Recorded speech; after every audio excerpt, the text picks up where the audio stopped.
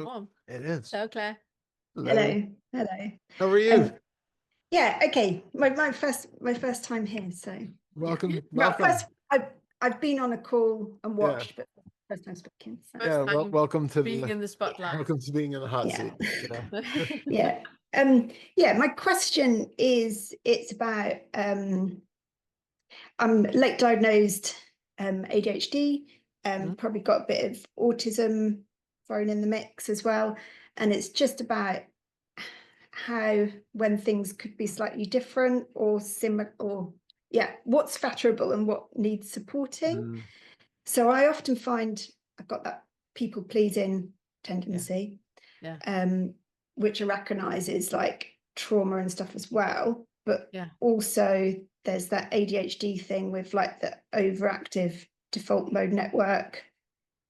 Not so much going on in the prefrontal cortex. So it's like other people's opinions are more dominant in an ADHD brain than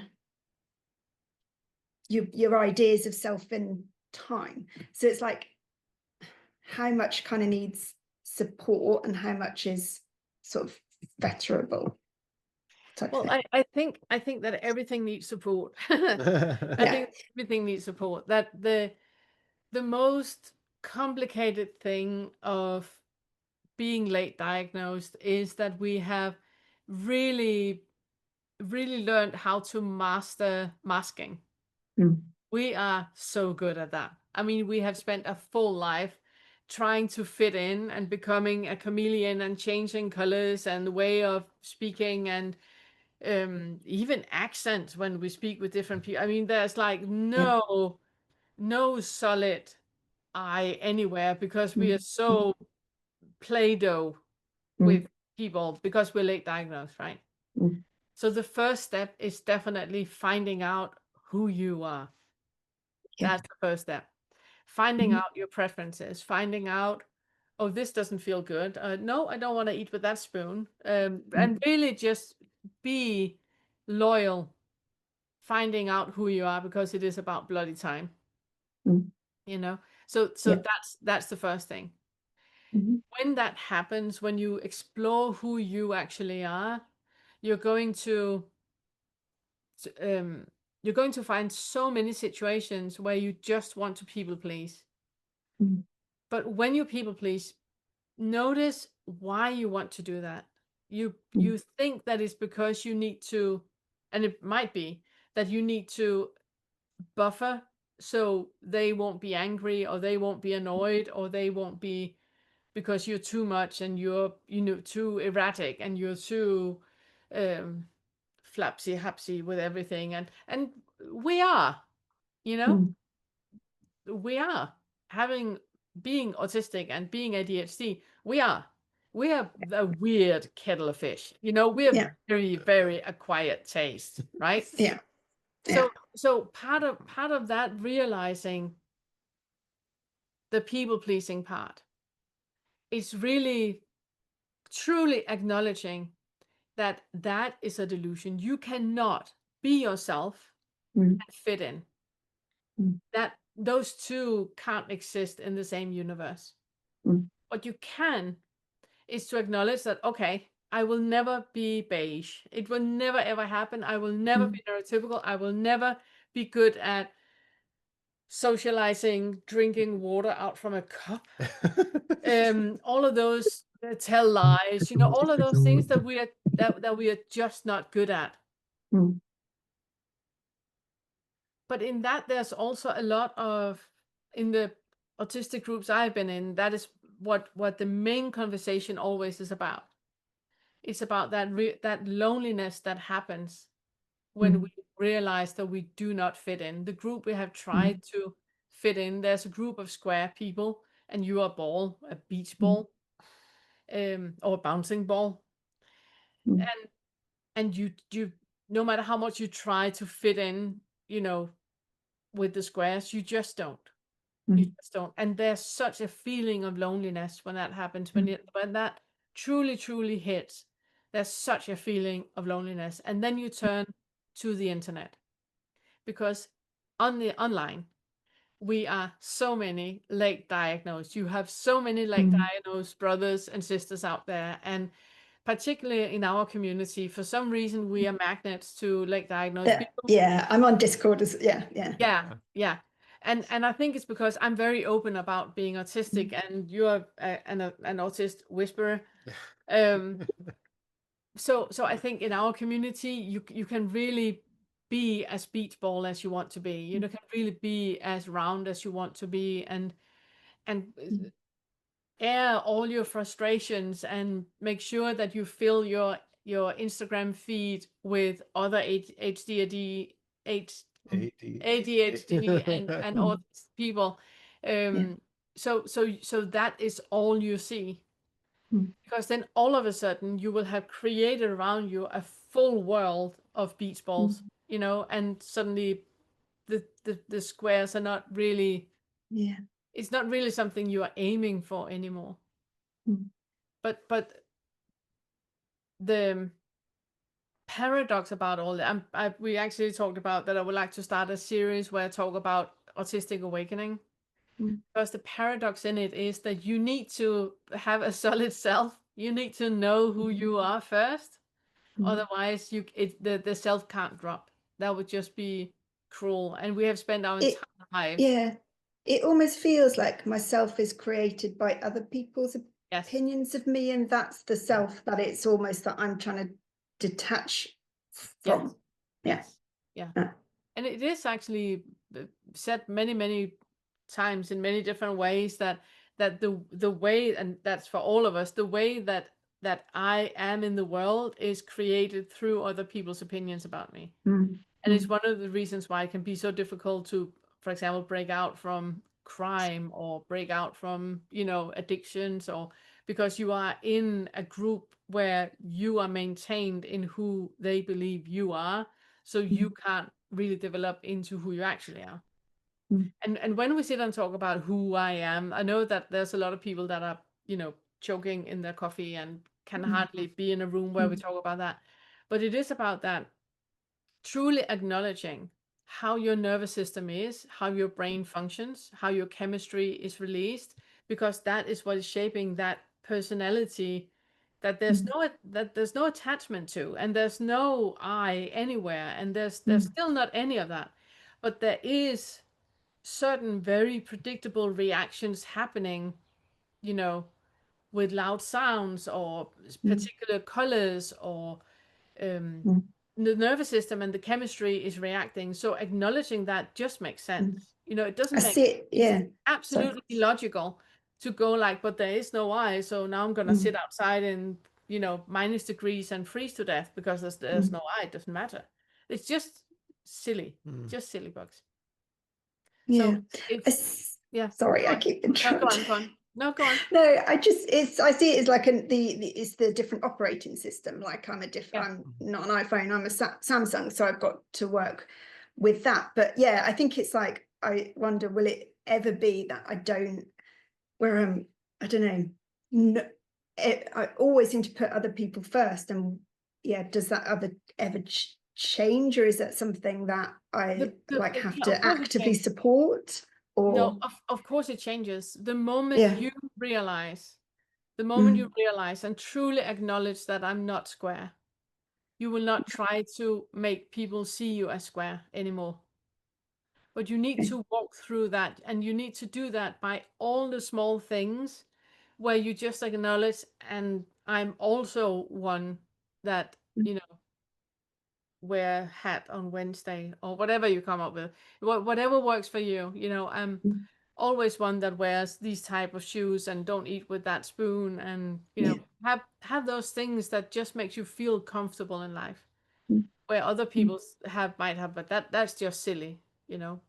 Of course your food can touch one another. It's like food, of course it can touch, but if for you, no, food cannot touch, and I cannot mix cold and warm, then that's just how it is. You don't have to be anybody but that. Okay. Another thing I just want to say, and I am going to make the video series. I've talked about that for a year, something like that, for a long time. The last thing I just want to say is that the lower 5 fetters takes longer for us than it does for neurotypical people because we've been masking for so many years. The higher fives is gonna be a breeze. Okay. Where for neurotypicals it's the other way around. Okay. But it's because you have more experiences with being an animal, for example. We have a certain flair with animals and children, nature, which neurotypical people don't. So when we talk about synesthesia and the way that, for example, to me, Wednesday is yellow and number eight is yellow. And when I see a list of numbers, the yellow stands out, obviously, on a white sheet of paper. So there are certain things that are just different. So when you come to the sixth fetter, it's just like, yeah, of course. And then you go to the seventh fetter and time, yeah, of course, that doesn't exist. And then, so it's like, whoop, just through the higher fives. So normally the lower fives are the most difficult ones because that is where you need to establish you first. Okay. It's really hard. Yeah, well, I was going to say too, just in kind of a general answer to the question of like what is fetterable and what isn't. I think it's important to remember that everything that we talk about in the fetters is that it's some illusory overlay by the brain, right? There's some sort of mental fabrication, some illusion that's going on that we're seeing through. Neurotypical and neurodivergent brains are both doing that. They might have slightly different expressions in the way that they do it. One might have a pattern of thought which is slightly different from the other pattern of thought, but there's still a pattern of thought going on. And those thoughts are still being believed as being true and being real and being about something that feels like a me or, however that's being experienced. There is something in both the neurodivergent and the neurotypical experience, which is very much illusory. And it's really about finding out what in my experience, regardless of how my brain happens to be wired, is real and how much is this extra overlay that's being added onto it. And that can be regardless of the brain. Yours might be slightly different from the person sitting next to you, but it's still going to be something that you investigate, which is great because we can never investigate another person's brain. Every time we do any inquiry, it's always only about our experience. So the more you get to know what your experience really is like, and to your point, the less you're masking, the more you're clear at this kind of deeper baseline of what Claire's experience is, then you can go underneath that and start seeing how much of that is actual stimuli that's coming in and how much is some thought or some other overlay or some projection or something else on top of it. The more you get used to that, then you're still at the same root. So in one case you can effectively fetterize everything. It still works exactly the same way. Where I think it's important, though, is to have allowances for, most of the teachings that we hear from people are coming from a neurotypical framework. So if you sit on the meditation cushion and you watch your breath, your mind is going to go silent. That's not true for everybody. No. Right? Clearly, there are people that are just wired in a way that is not necessarily an option. It's not going to happen. So recognizing that and not holding yourself feeling like, you're shameful or that there's something wrong with you because I'm doing the same practice and I'm not getting the same effect. I must be doing it wrong, blah, blah, blah. We recognize now there's sit on the cushion and sit still. You can't stim. Yeah, exactly. For me, if I can't stim when I'm sitting, my mind is not quiet. When I stim, my mind is quiet. Exactly. Or let's do this visualization, and everybody with aphantasia, they can't follow at all. Yeah. Exactly. So yeah, sorry. Yeah, no, that's it. But I just had I had a session with somebody yesterday and we had also ADHD and we had a whole discussion about all of this stuff because it is so relevant that if there are tools that you can use that help support you in having a better meditation experience or a better inquiry experience, like stimming or anything that you've discovered over the years or you're yet to discover, that's perfectly fine to use. We don't have to have that rigid, sit with your back straight, do not move, keep the eye. It doesn't work for everybody, and it's not practical. Even within the neurotypical world, it's not suitable for everybody. So it's really finding the ways that you need to have your special adjustments for you to be comfortable and to get the most out of all the practices that you're doing, because there's no like higher morality saying that if you don't meditate this way, you're doing it wrong. And it's a tool. And so if you need like if you're using a screwdriver and your hand can't grip the screwdriver, you put like a rubber thing over it so you get a better grip on it. It's not like a moral failing of the being that they can't hold the screwdriver. Okay. You use a tool, right? So it's finding whatever you need to get the most out of all of these tools, and then seeing all of your any experience that you have, investigate it, but don't take it as like a personal failing if it starts to become something that isn't either the mind isn't settling, or that I don't know if you have like emotional like shutdowns or meltdowns or things like that. Probably more prone to shutting down than meltdown. So yeah.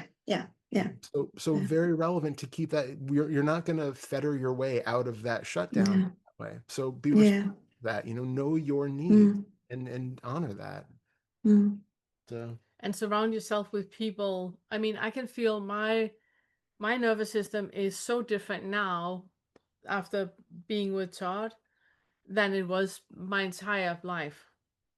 So surround yourself with people that absolutely support and understand and see that, oh, you got signs now for you're about to shut down, or you're starting to mumble and saying weird things, or you're standing still like you need a body double or something. Can I help you?